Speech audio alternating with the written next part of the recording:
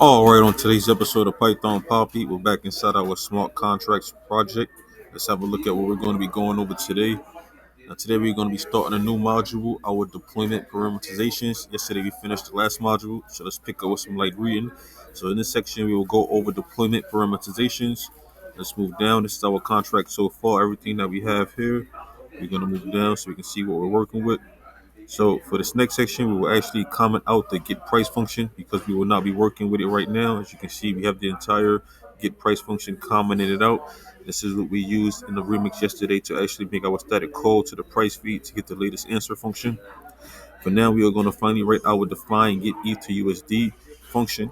As you can see, this one right here, right above it. Right now, we have a pass, which means we haven't been doing anything with it until now. So we're actually going to start filling that one out. So we just learned how to get the price from the price feed latest answer function. And since this is the only price feed that we're going to be using in this smart contract, what we're going to do is we're going to make the price feed variable a state or a store variable. We'll put this new state or store variable at the top of our contract. Now, just like the struts we learned about in the last section, the interface aggregator v3 interface is another new type, so we can create a state or store variable called price feed of type aggregator v3 interface that will look like this. So let's move down so I can show you what it looks like. So this is how we would write it: price feed aggregator v3 interface. Next, in our deploy function, we can say self.price feed equals aggregator v3 interface.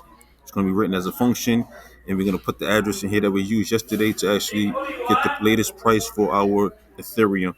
So let's move down so I can show you what it looks like.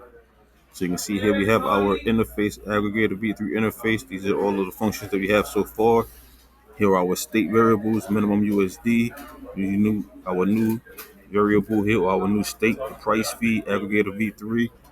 And then we have our constructor here. You can see we have our self.price feed equals aggregator v3 interface.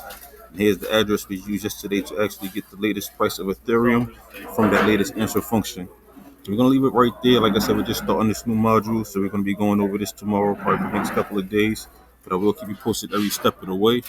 Now it's the Python Papi. You guys stay Gucci.